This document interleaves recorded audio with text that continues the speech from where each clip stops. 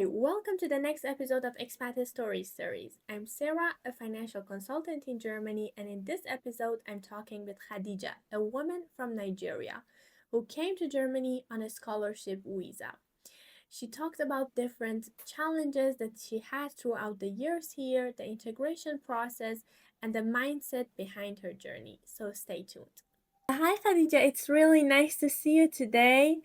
I know that you have quite a journey here so far, so I'm really glad to talking with you today, figuring out the challenges so we can probably help expat communities to see what could be the challenges as a research woman in Germany with the scholarship and everything, and also in general as an expat, because I know that you also have quite a story there as well. Right. Amazing. So, first of all, I would love to know a little bit about yourself. Like, who's Khadija outside of the research job? Okay. Thank you, Sarah, for the opportunity and for inviting me to, talk about a little bit of my story, I guess, in Germany. My name is Khadijah Ibrahim, and outside of research, I am a mother of two, and also I'm a wife. Yes. And I would say outside the titles of being a mother and a wife, I am an adventurous, curious lady who wants to see the world be a better place for women. Amazing. So, yeah.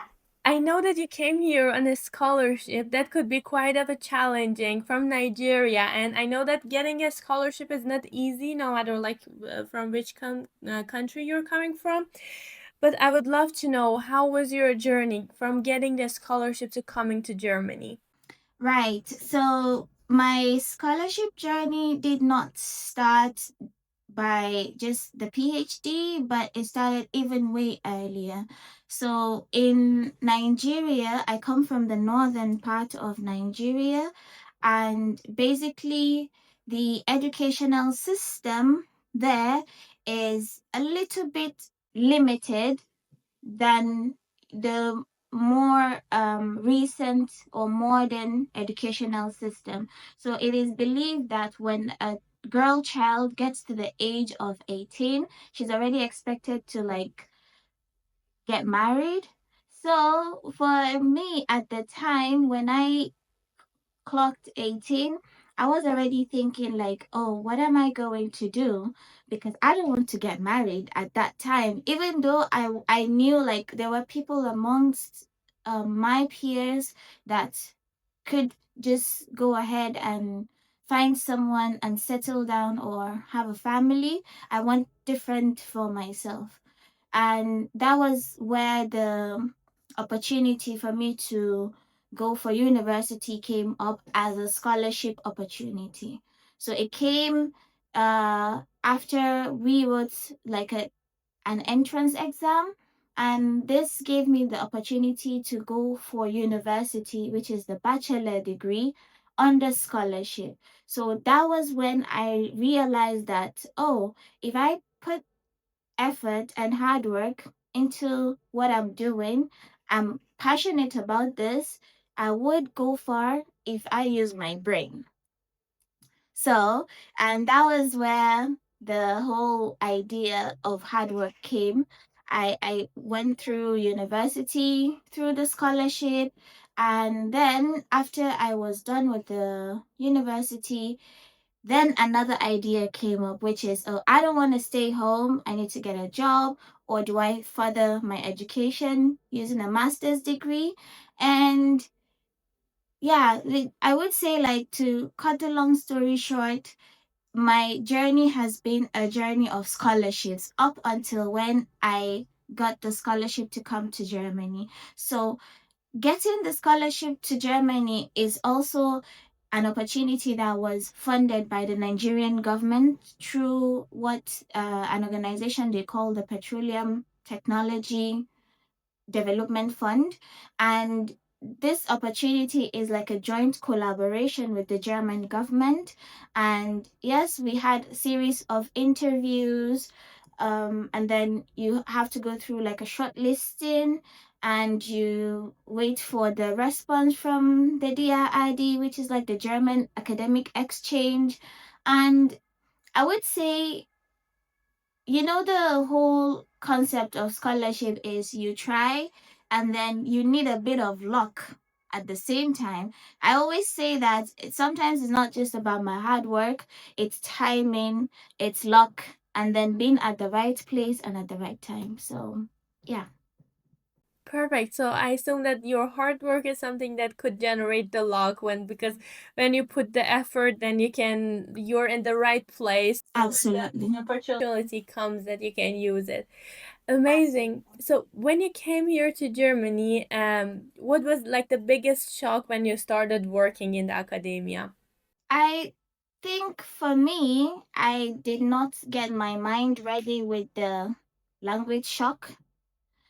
That was the shock for me because I have been in a setting where I could be the only African or woman amongst, the people, because I work in engineering and we have a limited number of women. So when I resumed my research at the first year, I was the only woman.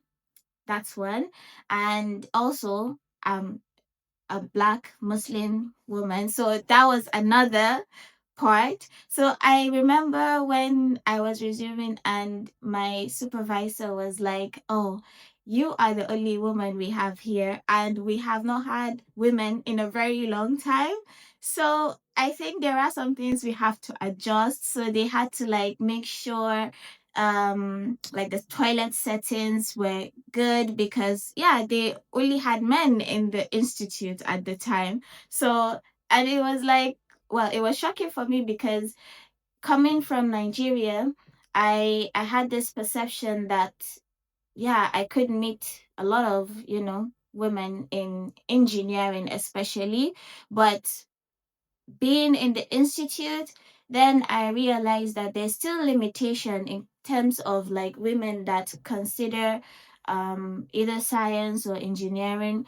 And then another thing is, most of the time we get to a certain age where, okay, we have family. So women tend to get like this limitation at that point because you need to give childcare, you need to maybe go off for like the parental leave and everything. So it was quite interesting.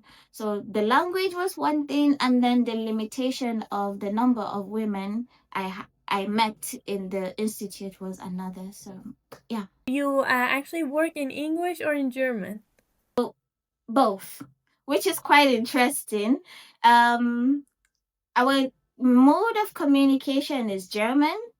But so when I first resumed my institute, my supervisor was very much aware that, oh, I'm learning this language, but he wants me to integrate into the institute as fast as possible. So he's like, okay, Khadija, if you want me to speak German to you, I will. If you want me to speak English, I will. So which would you prefer? So he's like, okay, you know what? During meetings, when it's like the technical part, which is, when we're talking in German with the technical part, it's very much difficult. So he's like, okay, we could do that in English, but then if we're doing like the Mitarbeiter Besprechung, which is the employee meeting, then we could speak in German. So it's a balance of both, and yeah, it's been good so far. It's been good so far. Amazing. So it helped you like make your language better as well. Absolutely. Amazing. So about building like a research career in Germany, what do you think is the important thing for people to know? Because the research career is something not quite often we see among people, and maybe not quite like clear as like for example tech industry for people, so what they need to expect, like the timing, like the hours that they had to contribute in into the like the lab or something. How is like the job, if you would like to say, what's the important thing for building a career in research sector? So I think for research in particular, coming to Germany, we have, different categories of visas. So we have like student visa, then we have the blue card, which is like the employment visa, and then we have the research visa. So the research visa is like you are given a title to work with this particular institute. So, for example, I'm tied to working with University of Duisburg-Essen, which is my institute, and with this, it's like you are basically like an employee. So you have 40 hours per week, which then you have to integrate either teaching or research assistant or supervision of students and then doing your work. So it's like a culmination of series of roles into one. But it also has the upside, which is you tend to have more exposure in terms of like the teaching, like you get to teach students, and that also builds your experience if you're going into academics. So because another thing that a lot of the research colleagues forget is that when you are doing a PhD, it doesn't necessarily mean that you are going to end up in academics. So at the end of the day, you could decide that, okay, once I'm done with my PhD, I want to switch to industry, maybe get a job in an organization that is relevant to your work. So, and this is also something that I've been trying to make enlightenment, because we have this mentality that, oh, once the research is done, um I would just, try to find a position maybe within the university or maybe another university. But there are a series of pathways that you could venture into. You could have your own startup at the end of the program. You could register this as part of like a self-employed business in Germany, or you could try to get into the industry. We have so many companies. For example, I work with the engineering field, so we have several companies here in Germany. So, and if this doesn't work, you could always like find other countries that you could apply to. So yeah, the limitation for this, it's not really strict, and it depends on the pathway you intend to go through at the end of the day. Yeah. So we can say it's quite flexible, even though Very. amazing. Yes. Yes. So, apart from like the job section, last time we talked, you said that a lot of expats get trapped in the survival mood, and like Right. they forget about what they actually wanted at the first place. So, what does survival mood mean to you, and what do you think should change so people can go into the path that they actually want to? So when I came to Germany, I had, like I said, I'm a very adventurous person. I would love to try new things, but I came with this constriction. And it's not a constriction made by the environment, but the constriction of the mind. So it was the fact that coming here, we already have a routine. You go to work, you come back home, and basically, yeah, that's it. And then there was nothing of the outside life. And even if you want to have an outside life, then it's like, oh, I have to wait till Saturday or Sunday. So it became a routine of just this thin line between going to work and being at home or spending time with friends, and that was it. But the point where I begin to understand that, okay, this is a survival mode, is because I probably wasn't meeting new people. It was the same people within the same Cycle. mindset, I would say. The same kind of people, and all we were thinking is, oh, we have to, come here, do our work, and make sure, like, yeah, we do everything right.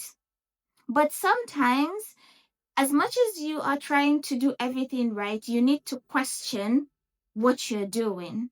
So it's not like I have a clear pathway of what I intend to do, but there are some things that you have to question them. So as simple as when I came on a student visa.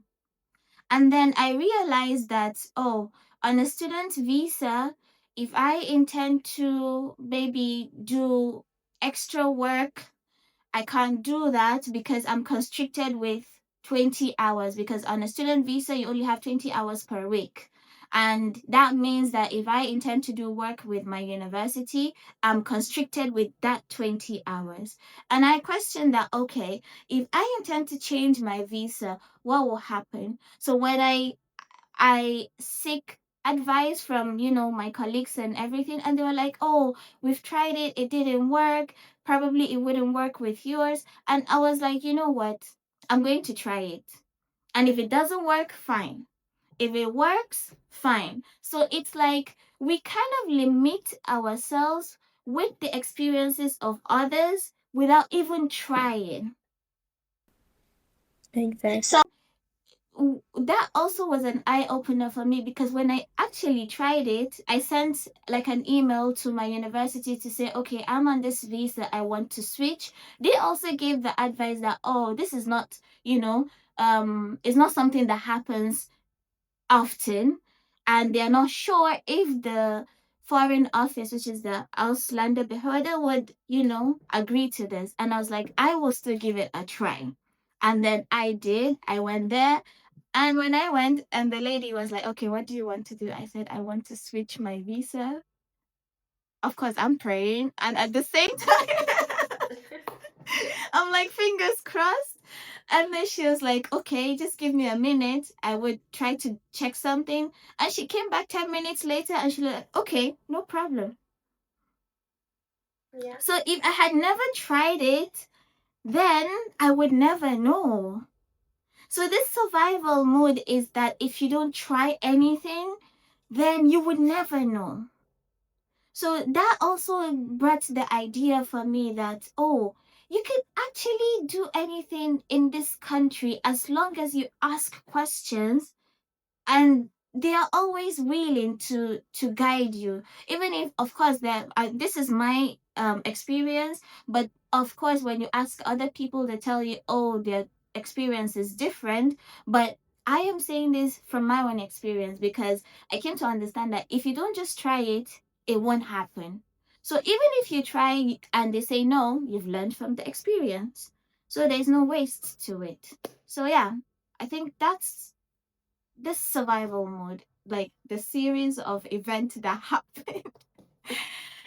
Exactly. That was really interesting because I had exactly like the same experience. I also came on a student visa, and when I wanted to change my visa to the freelance visa, then everyone told me it's not possible. They would reject Yeah. you. It takes like very long time. And Uh-huh. I said that okay, I would try nevertheless to see what would happen, because if I don't try, Right. I would never know. And what if it happens in a good way, which it did at the end?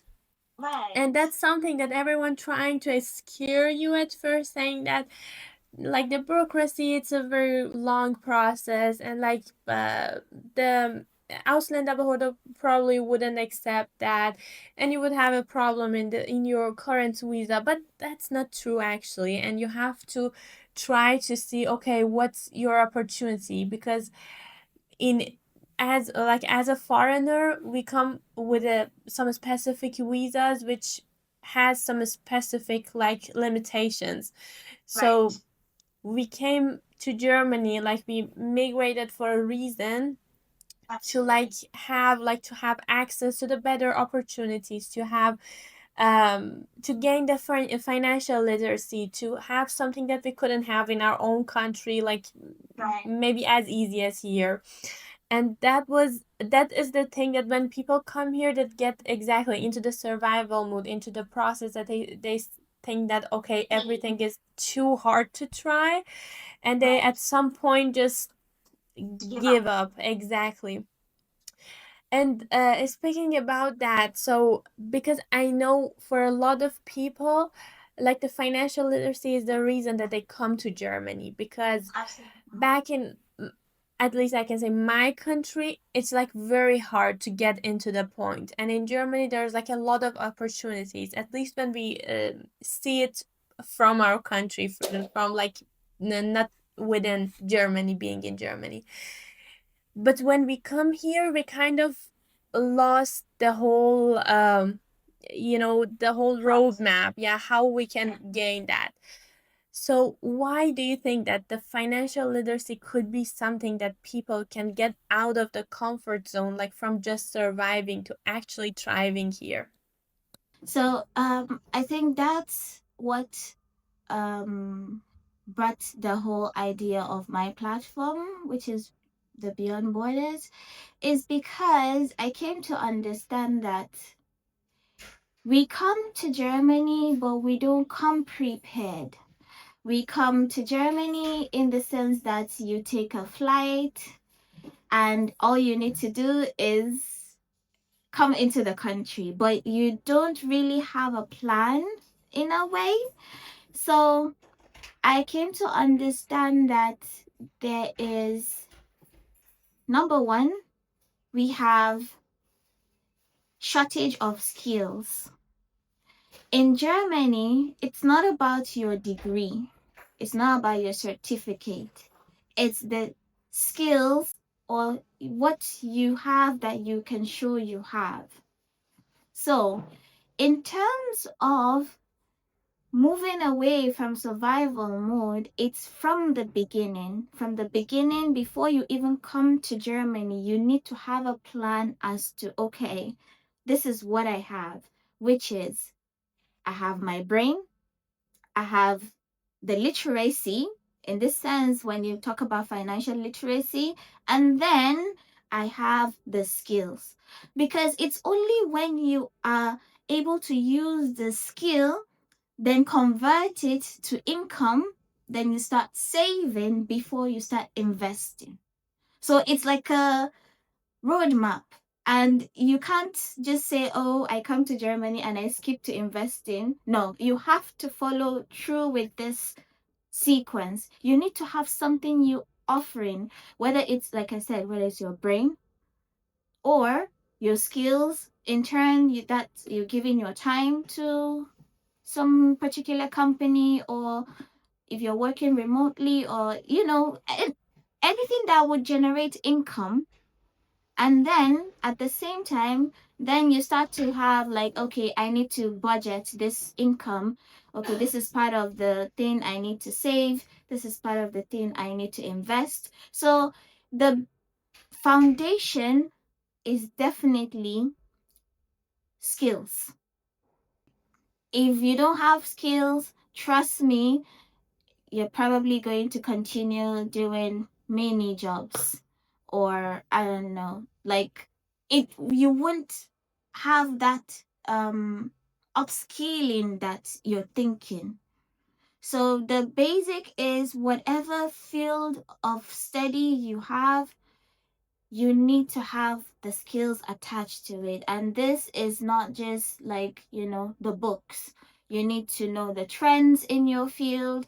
For example, in Germany, I believe the most thriving area for especially international students as at this moment in time is me seeing women go into IT. As much you could have studied biology, you could have studied law, but in order to gain your grounds in Germany, you need to have this, the IT skills. Language is very important in Germany. I'm speaking, but I'm also reminding myself that, oh, my B1 is not enough. Like, I need to be able to have clear conversations at least. Khadija, it was really nice to have you here today. I'm sure that a lot of people like could use like your experience in this field. As a woman in the research sector, I actually didn't know myself that like in the research field there's also like the man dominated field. So I thought maybe it should be more women, but it was kind of surprising that you said that you were the only a woman there. But I'm sure like they can use your experience a lot. And thank you again for joining us. I wish you the best along your journey in Germany.